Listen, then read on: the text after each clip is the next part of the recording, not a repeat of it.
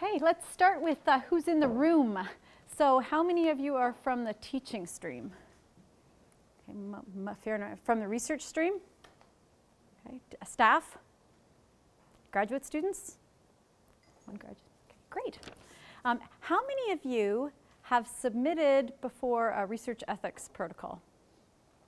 So most, fair enough. So how many haven't? Let me do haven't so I can see. Okay, so the plan is today to tell you some stories from my experience as a researcher, or I'm part of the teaching stream, but doing pedagogical research. So my end of when I was submitting the protocols, but then a lot of stories from where I'm not necessarily breaking confidentiality, but stories from my experience as a reviewer of many of the SOTL protocols. And I want this to be really useful time spent because I appreciate how important your time is at this time of year. So if you have a question, it's okay to interrupt in the middle, but the intention really was to be an hour or less. And then when we did it before, like she said, Cora said, so many people had questions afterwards that we booked this for an hour and a half, but I'm not at all insulted if you say, okay, I've learned what I need to know and I'm out of here because I've got to do whatever it is I have to do, because I totally get that. Question, yeah? You know all the nomenclature, but even ISOTL protocols, you could just define what that is. Oh, okay. So what I meant by SOTL was the Scholarship of Teaching and Learning. And so when you submit a protocol to the Research Ethics Board to say, this is what I plan to do for my research, I'll tell you more about the process it goes through, but many of the ones that are about pedagogical research or about Scholarship of Teaching and Learning end up getting funneled to me as the reviewer. So it's a couple of overview things. So I thought that you were here because you wanted to use your classroom as a site of scholarly inquiry. So in addition to teaching in your classroom, you perhaps wanted to do some research about your teaching or about the education. And there's a difference between just reflecting on your practice and saying, I'm thinking in a scholarly way about my teaching, I maybe want to survey my students to see how I'm doing, or I want to actually make this research. And I want to encourage you, and I think there's a growing trend at the university here, to actually go that extra step so that you can publish it and share what you found about when you reflected on your teaching. So actually applying the disciplined research principles to our normal reflection on our teaching and actually stepping that up to the level of I'm going to now publish the results of what I found. And in order to do that, then it becomes research, and then it needs research ethics approval. And the big issues usually are thinking about protecting your students, because they're now the participants or the subjects in your research, and about the fact that you're not just their instructor anymore, now you're a researcher with them as subjects. And there are a bunch of other little things that we'll talk about, but those are the real critical things. And so research versus reflective practice. You don't need to go get research ethics approval if what you're doing is evaluating some program and just reflecting on the practice. And even if you're holding a survey to find out how your summer camp went or whatever it is, we've been reflecting on our teaching and evaluating it for a long time, and that doesn't make it research. But once you want to publish, then you start to question, like, if I'm going to publish this, what am I getting out of it, and are my motivations slightly different? How badly do I want people to participate because I want my numbers up, etc. And then we're required to have ethics approval for that. So sometimes there's this thing that happens where you did a survey and then you found something quite shocking and you want to publish it, and there's a process for going back and saying, okay, I'd like to now apply for ethics approval for this thing I already did. But in general, you should know up front, I want to do this, I think there's a chance I want to publish it, and so I'm going to go and apply for ethics approval first. So the basics for the Tri-Council policy are there's 3 core principles, and we don't need to spend a lot of time on that, but the basic 3 are respect for persons, treating people with the dignity and respect and valuing them, and in particular their autonomy and their right to consent to participate and to be informed about what's going to happen to them and make a decision themselves. Concern for their welfare, so that's physical, mental, spiritual, and even the welfare of the group if it's a particular population. That probably doesn't make that much of a difference to us. That applies to maybe groups, populations that have been mistreated in the past. And then thirdly, justice, which does matter to us because it has to do with fairness to the students who choose to participate and don't choose to participate in your research. The process, and here's where I think that her comment about my familiarity with the terms might be a problem. So we'll take this one slowly, and I want you to ask questions if I use terms that you didn't quite understand. So the REB process, first of all, I want you to think of it as not a hurdle. So I'll bet when I talk to people, they say, oh, you're on the evil research ethics board. Oh, I had to get this approved by ethics. Like as if they're this horrible other thing, right? And it's not, don't think of it as a hurdle. Think of it as a colleague who's going to help you get the most out of this effort that you're going to put into this research. And use it as an opportunity to get yourself organized and get your ducks in line for your study. So one of the things that has to happen when you fill out this research ethics protocol is that one of the questions at the beginning is your motivation, your rationale. I can't remember exactly what the question's called, but and it says even give references. So write that as if I have to read it to understand why you want to do this research. And then use that for yourself as your opportunity to write what's going to be the background piece of the paper that you're going to write. Then don't give me that language because I won't be able to follow it, but use that opportunity to write that in as you being sure that you really want to do this, and am I going to be able to publish this in the end because have I thought through, has somebody else already done it, what are the related questions, why does this research even make sense? I have to tell you that mostly I didn't do that on my first few protocols. Right? I filled in some explanation about why I wanted to do this and maybe put a few references. But then when I got going later, on one of the more recent ones, I said, you know, I may as well just write the background reference section to my paper because then I had to clean the language up a little bit. But then when I went back 6 months later after we got approval and we'd done the study or whatever, and I went to write the paper, I'd forgotten that I'd even done that, and I went to write the paper, and I had like section 1 all written and formatted and references, and everything was there. Instead of this, oh, I better look to make sure nobody else has done this same thing. Well, really, we should have been looking to see that no one else did the same thing before we even began to do it. That's the kind of discipline that we would apply in our other research, or that our research colleagues would apply. You wouldn't research something that someone else had done. So put that effort into thinking about writing the motivation section. Now, I hesitate to tell you that because if you're in a discipline much different than me, the ones I hate to read when I have to read these protocols are the ones that are written in such gobbledygook that only someone deep, deep, deep in the field of that narrow thing can follow the motivation. And I have to be able to follow it enough to decide that this makes sense. But it's better use of your time to write that section of your paper and then tone it down a bit for the ethics protocol. So firm up your motivation and your research question. Then think, exactly what am I going to ask the participants or have them do to answer those questions? Like really specific, what am I going to do?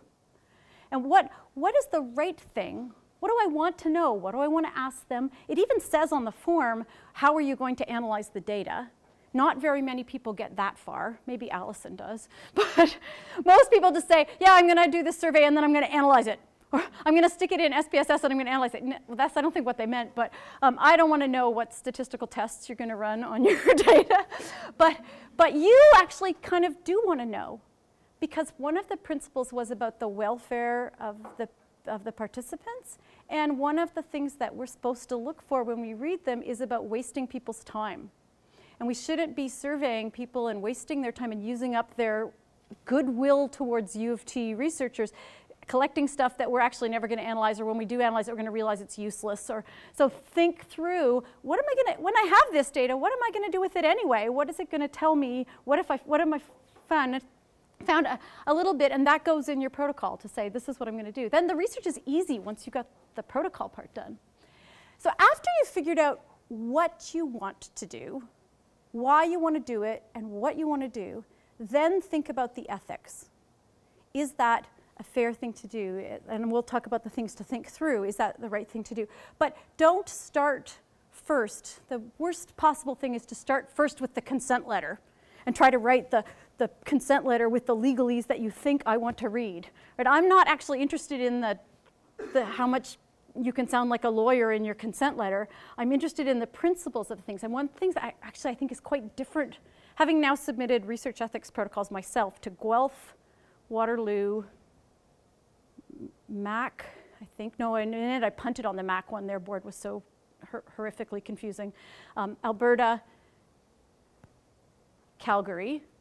Of almost all of those, we have the board that is most interested in the principle of the thing. A lot of the other ones have, you must have exactly this line in your letter. You must say exactly these words. And Toronto's was, when we're trained to do this, they must have obeyed the spirit of the law. Have they respected this principle and this principle and this principle? And that makes it better for you to think, what would I like to do? And then is that okay? Not what do I think she wants me to do? And then can I make use of that in my research? Instead, think about what you want to do, and then I might tell you, or the person reviewing it might tell you, no, you can't do that. But think first about what would be the right, what your first approach would be from what you want to know so that you can answer the question. Okay, the dual role. So this is the next thing you have to think about. So you know what you want to do. Now you need to think about this tension between I am the instructor and I'm also the researcher. And the key principle here is that there is a power differential between the instructor and students. And the students need to know, this is where the justice, part of the justice comes in, the students need to know that they are treated fairly whether or not they consent.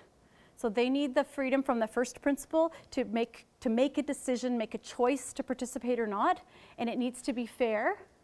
And some people say, oh, that's okay, I'll just get my TA to do the recruiting, and then my TA will look after that. But they have to perceive that they're okay, even if they really are okay. It's also their perception of it. And a TA, to them, their minds is also in power over them, also often controls the marks or has your ear, or somehow is not a separate person. So students are pretty vulnerable, and we need to protect them from us possibly treating them in a biased way, or even their perception that they might be treated in a biased way. The other point here is that you need to not burden your students. So it can't be an undue amount of extra stuff that they have to do because you're using them as subjects. So the usual way, not always, but in most of the SOTL studies, what you want to do is not know who has consented to your study until after you have submitted your grades.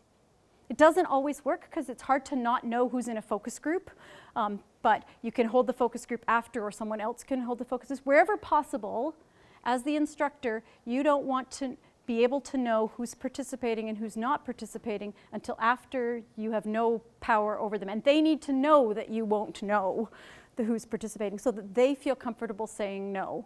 I don't want to participate for whatever reason. I don't need to disclose a reason. I just don't want to do this. Or maybe, whatever. Question, yeah? Along those lines, I had somebody suggest to me previously that even if there was a possibility that I would teach them in the future, that I should not know who participated or not until they graduated, or I know I'm not going to teach them. Yes. So that was your recommendation. So we always... Best practice, but it seems a little bit... I don't worry about that when I'm reviewing them. I do like you to acknowledge that. So if you're from a very small department, or even a reasonably large department, and saying, in the risk section on the form, there is a risk that I will know who a student is, and so I will not know who's participating until after these grades are submitted, but there is a chance that I will have this student again.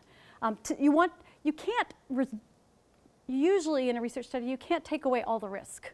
So there is some risk to them participating. So you acknowledge it on the protocol. You also, if it's a significant risk, then you acknowledge it in the letter to the students.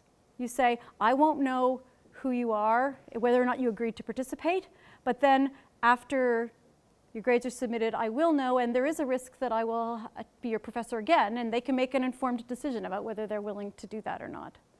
Because it depends on the research too, because probably in a lot of cases you don't ever have to know. It's not even something that's of value. It's coded and then look at The other thing you want to do is to minimize the risk to the extent that you can. So we tend to work, and I'm saying we now as a computer science set of people doing stuff, we tend to work with, I don't know if you consented until after I submit my grades, and then I run a computer program that anonymizes you with a participant ID and takes out everybody who didn't consent, and I never work with your name or your student number.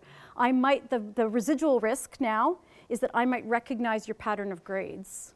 So I still could possibly identify you by the fact that you're the only person who got a 72 on that thing if I really wanted to. So there is some residual risk there, but the principle is that you try to minimize the residual risk and then be honest about it and let the subject make an informed decision about whether they're willing to go for that risk. Yeah. Well, my research interest, I think, brokers the difference between reflection and then wanting to publish. I'm wondering if you're going to get to that later, or if I could ask the question now. So I wanted to know, I have no current interest in interviewing my students, but I do want to look at their work. And does this, and publish about it. So with that, then has to go through ethics?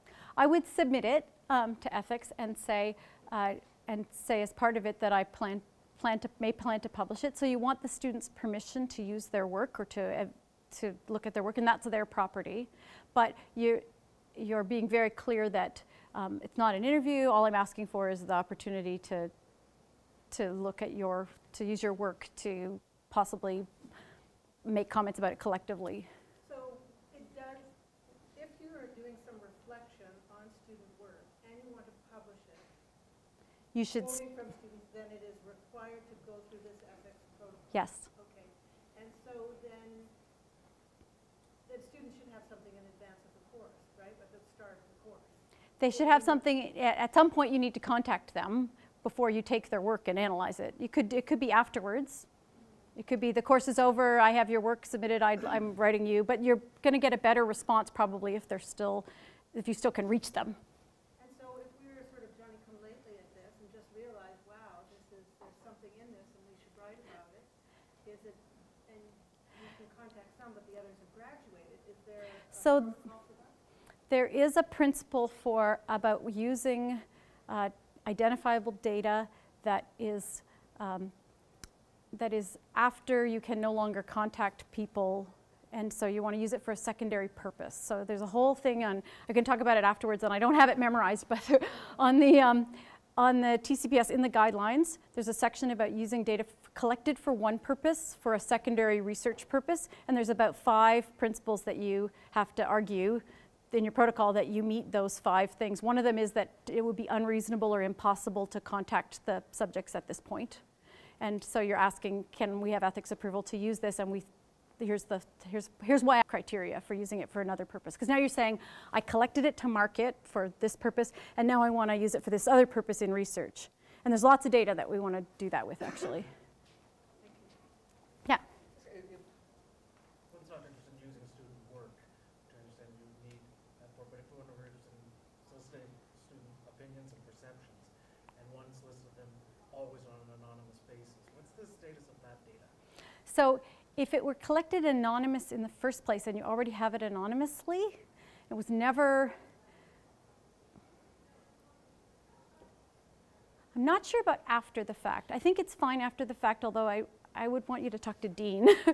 Dean Sharp is the expert in this area. But if it's ahead of time and you want to do a protocol about it, it's easy to get permission for that. And you don't even have to have a consent form because there's implied consent by the fact that you're handing in this anonymous form. So the students know that I'm going to use the summary of these anonymous forms and I'm planning to publish this. And the fact that you hand it in is your consent. So you put it into the box or whatever it is. But they have to now not be, because it's anonymous, there has to be no threat or coercion or whatever that maybe the form is anonymous, but do you get a mark because you handed it in separately or anything? It's so, I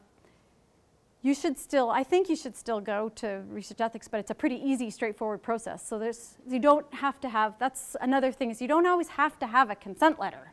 There can be implied consent in the fact that just handing in your form after you've watched this concert. Remember, there's one for music. Somebody was doing a concert and then they wanted to analyze the surveys that got handed in. Well, that's a consent to do it, the fact that you bothered to fill it out. But on the top of the survey that you were filling, it said we're going to use this data for. Yeah, just to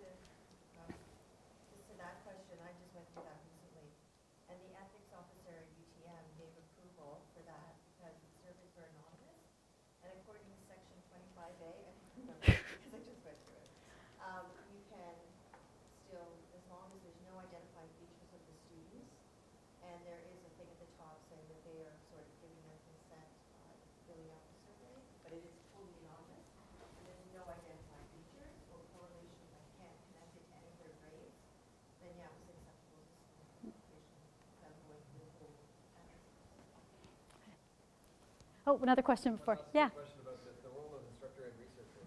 So if a TA isn't an appropriate alternative, what would be an appropriate alternative? Could a staff member? A staff member's great. Even another colleague, in fact, even a TA, if it's clear to the students that somehow this TA isn't going to know either. The important thing there is the perception from the student's point of view that nobody who's got any control over their marks is going to know who consented or who didn't consent. The control of the marks is kind of the distinguishing feature.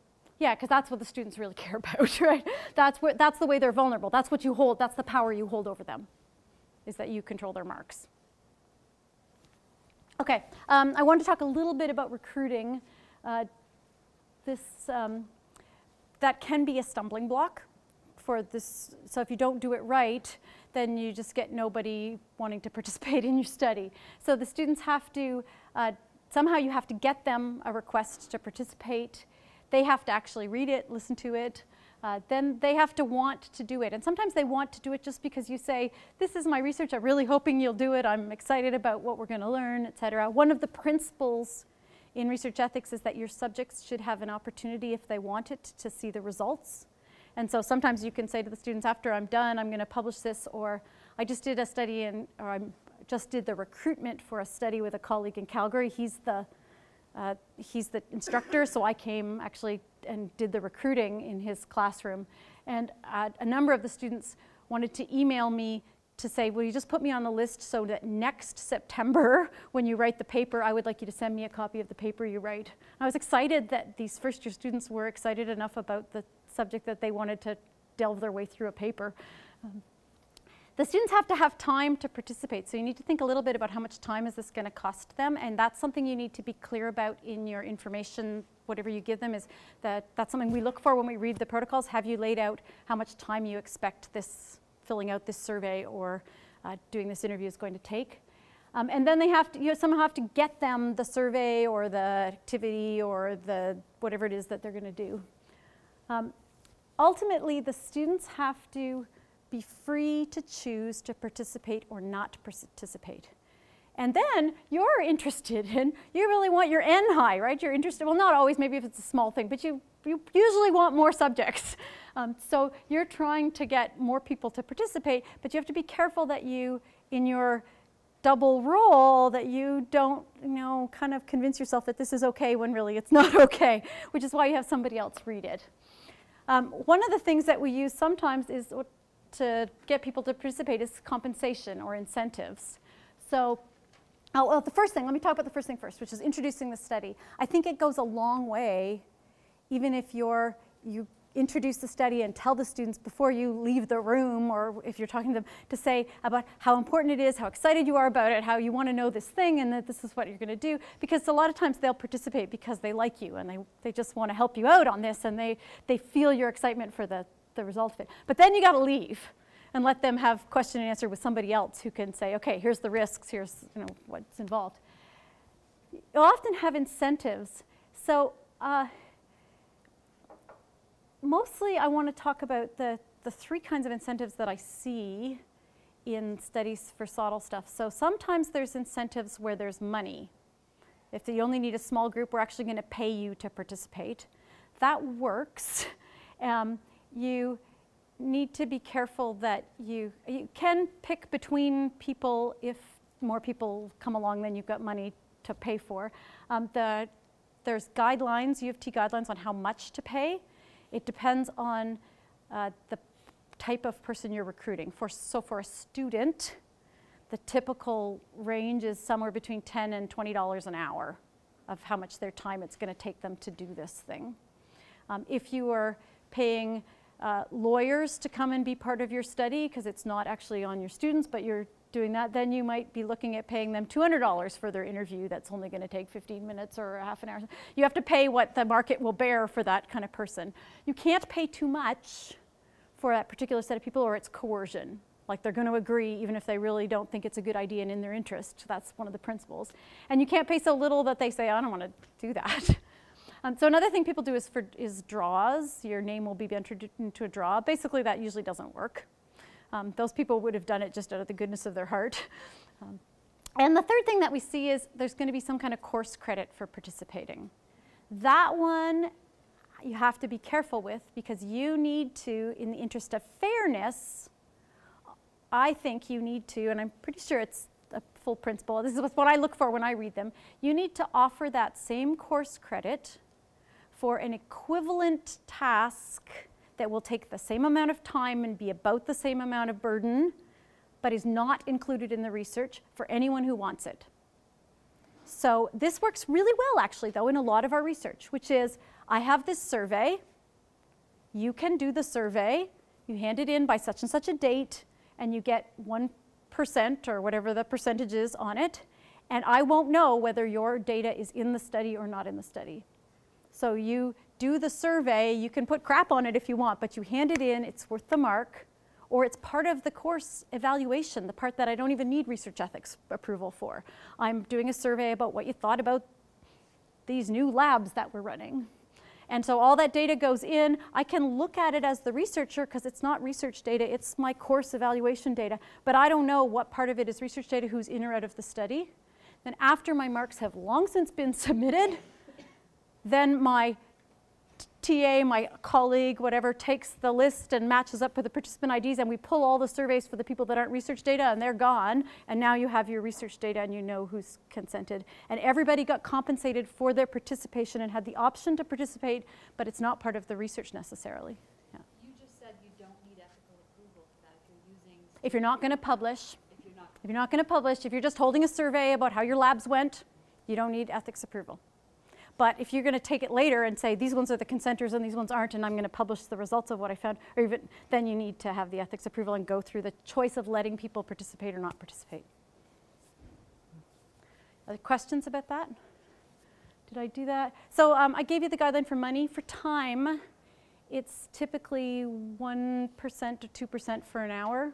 It's the same kind of, there is a written guideline somewhere, but that's kind of what people are using.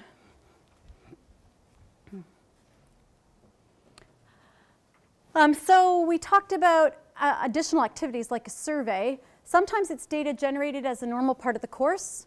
I want to look at somebody said, I want to look at their work. This is their normal work that they handed in, and I want to consider it for research. The other thing you might want is permission to use other academic data, like grades in their other courses, et cetera. They need to give you permission to access that. It used to be that the provost's office needed to give you permission to access that stuff too, and it isn't anymore, and we'll talk about that for just a sec. The students giving you permission to get at their marks in some other course does not obligate the university to find the staff member to give you that information. So if in your department you have someone that can get you that information, or you have that information because you were their prof in that other course or something, then they're giving you permission to use it, lets you use it. But it doesn't, you can't come back and say, well, the students gave me permission and research ethics gave me permission, so you have to, in the arts and science faculty, give me all this data. That doesn't obligate that staff member to spend their time getting you the data. So you need to think about that separately.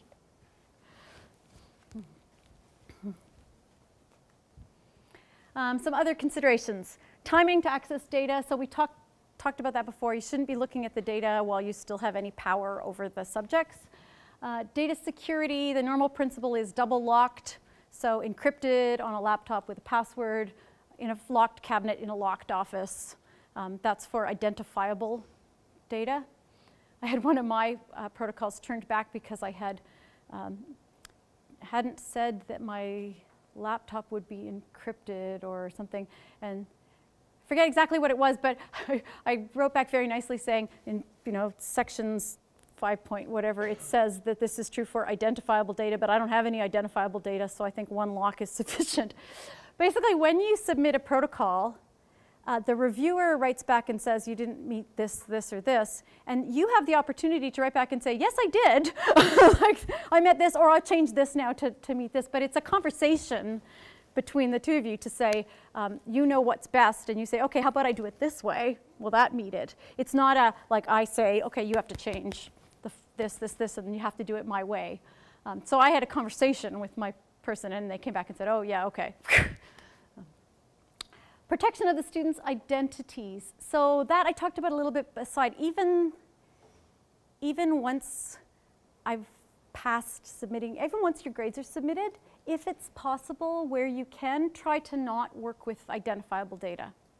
So that you're not, as you said, if you teach that person again or you interact with them in some other way, it's better to it's better to work with participant numbers and not the student numbers or not the names. Now that doesn't work in all cases. If you're going to hold a focus group, you're going to know who your subjects are and you're going to interact with them more as full people, and so you do know more about them.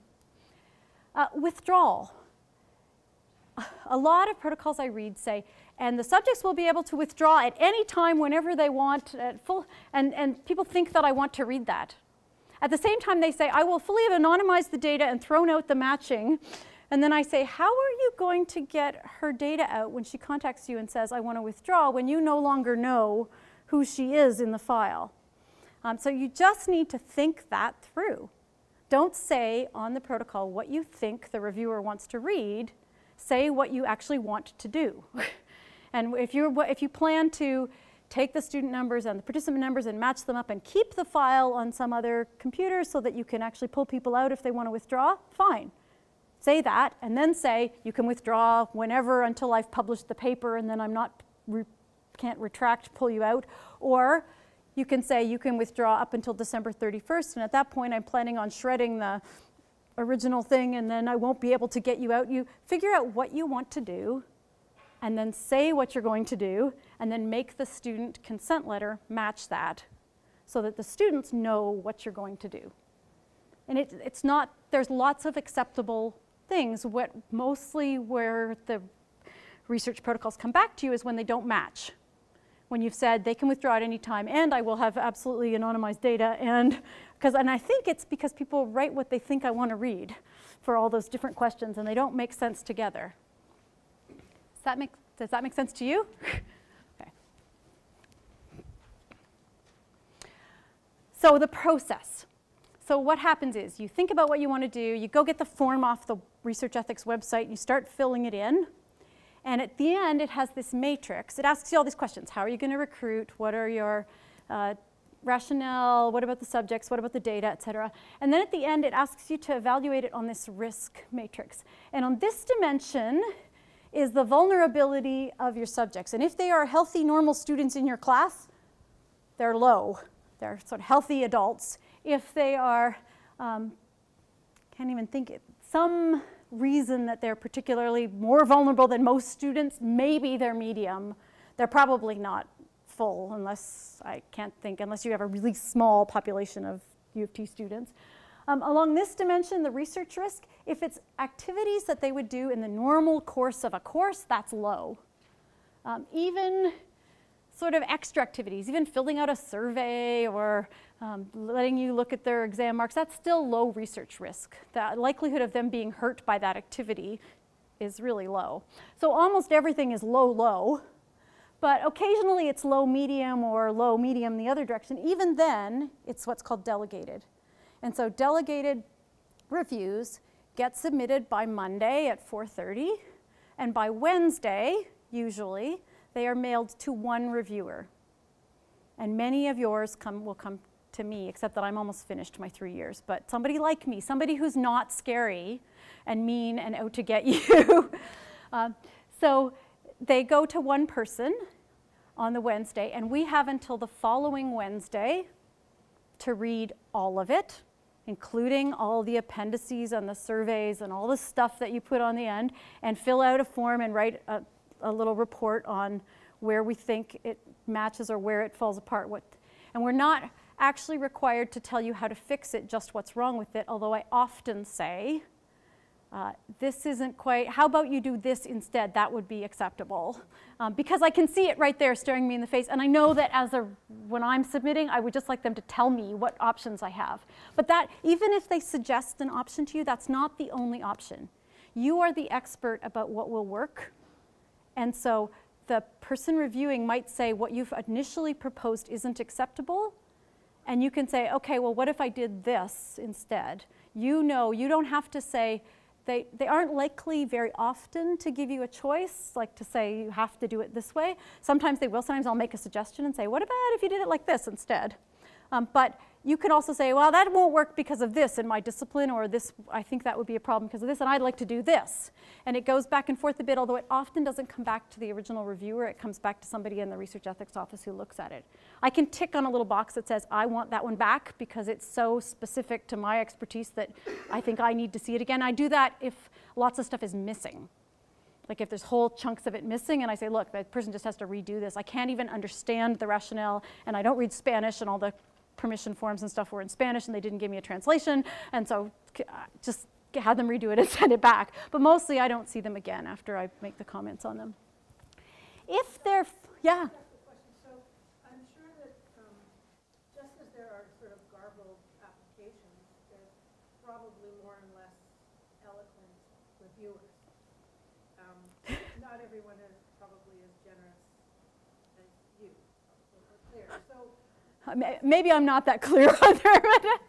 let's say somebody gets some feedback and say you can't do this, but it doesn't include the suggestions. Right. And the newbies, let's say, somebody doing the application is new at it.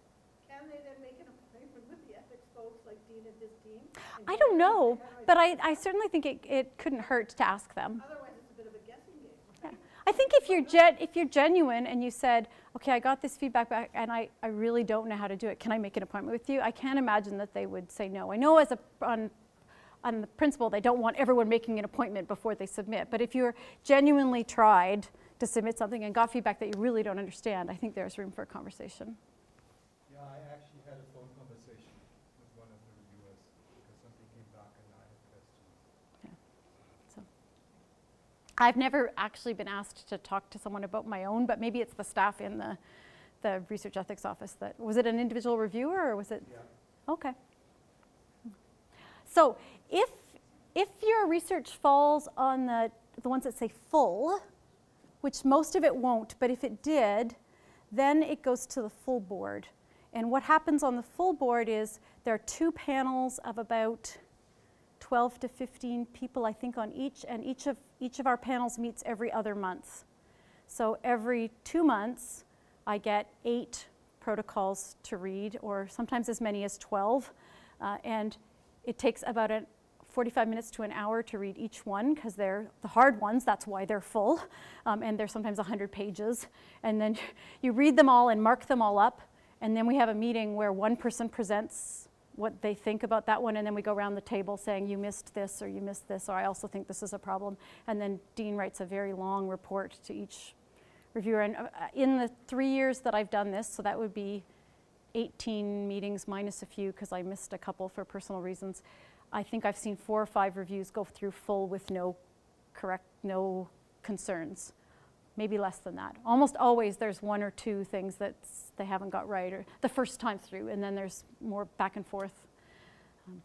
If you submit it as delegated and the reviewer thinks that it ought to have been full, then they just escalate it. And so a number of the ones that we see at the full board, the researcher thought they were medium, low, or something, and then the reviewer went, no, I think this is more serious, there's some more and heightened risk. That I haven't, because I get the education ones mostly and the computer science ones, I've never escalated one that I've gotten. Either they were always genuinely low, or low, medium. In terms of timeline, it says it takes a month to get your first feedback back. I think the average is just over 2 weeks. We get reports on the stats at those panel meetings, and they tell us what our average is, how we're doing. Most of us have a week to get it back from when we get it, but then there's a little more back and forth if there's corrections and stuff. And sometimes, admittedly, we're late. Not very. I'm usually on time with mine, but not everyone is, and I'm not always. But sometimes I get them turned around on that day, because you got to do them anyway. So if I know it's coming on Wednesday, I often do them on Wednesday just to get it out of the queue. It's also, although it's thoughtful work to read your protocols, it's super interesting to hear what you're doing. And it's disconnected with other emotional problems that I might be having with my own stuff. So I can do it, and it's like, oh, I can read this, I can finish it, it's done, I put it away, I've accomplished something, it's off my list. It's not an ongoing, like, so I kind of like to do that, so it gets done fairly quickly. Provostial approval. Oh yeah, question first. Your experience during the academic year, what is the time that peak time that we should avoid? Oh, I don't know, because I think the end of the summer is bad, but I'm not sure if that's because there's more protocols. Her question, sorry for the people who couldn't hear it, was there a peak time during the year that you should avoid? And I only get one a week every week, 52 weeks a year. But I think they stockpile them up sometimes. So sometimes the reason that it takes a month to get them back is because there weren't enough reviewers to give out all of that week, so they get backlogged a bit. And I know she was backlogged in the summer handing them out because I said, oh, I'm going on vacation, and she said, oh, sorry, there's a, or maybe it was one of my own, and I said, my own's taking a while to get done. Do you know how long the backlog? And she said, oh, I've got a bunch doing. And I said, well, you obviously can't send me mine, but send me a bunch of the backlogged ones, and I'll do a bunch because I want people to get them done. So I think the summer's maybe a bad time, but I started to say that might not be because more people submit in the summer. It might be because more of the reviewers are on vacation. Because remember, there's these 15 people that are all doing one a week that are getting these reviews to do. Probably 30 people. There's 15 from each panel. So. Provostial approval. So about 5 years ago, 7 years ago, I'm not even sure how long, the provost's office passed a policy that's posted on the web that says before you can get research ethics approval for research on staff, students, or faculty at the University of Toronto, you have to get approval from the provost's office. But most of us never noticed that. So we looked back at this document. Yeah, did you know? Allison? Did you know? No, see? So we've been submitting these protocols and not ever knowing. And when you look at the document, it's got like 2007 or something, like some date from way back that this, maybe it's 9, but it's like not. No, I think it's 2006. It's a long time ago. And so, but people weren't getting this separate approval, and we weren't asking for it because we weren't checking it. We were checking things like if you want to go into a retirement home or you want to go to the Toronto District School Board, do you have institutional approval to go into that place? But we weren't asking for the institutional approval from U of T, from here, yeah. So suddenly we clued in that we were supposed to do this. I'm not sure exactly who noticed or how it came about, but we were told for reviewing these protocols that we should start saying you don't have the provost's approval yet, so I'll approve it conditionally, but you need to get the provost's approval. Well, once everyone started doing that, the one person in the provost's office that had to review all these, remember there's 30 reviewers doing one a week across, like, couldn't even come close to keeping up. And they had a 2-week, they said you'll get an answer within 2 weeks, and it was taking 4 months to get an answer from the provost's office. So last week, this is very hot off the presses news, the provost's office has decided that the research ethics approval will do just fine, and it doesn't have to go to the provost's office. So you no longer need separate provostial approval to research on students. If you want to research on staff or faculty at U of T, you still need to get a provostial approval. But for students, you don't. Yeah. So what about local unit level permission? Do you have to include that in the protocol? Do you have a dean's or a chair's? You have a chair's signature. On the bottom of the protocol, there's a chair's signature. Well, that's always there, but that implies and they also agree. Okay. Yeah. Yeah, but you don't need, unless the only time you need the provost's approval is if it's like faculty-wide. So if you want to survey all the students in all of arts and science, then you need to get their approval. They're worried about survey fatigue, and so they aren't worried about you and your classroom. They're worried about the whole overall, and they're worried about timing if it's an overall thing, to schedule it when there isn't another survey going.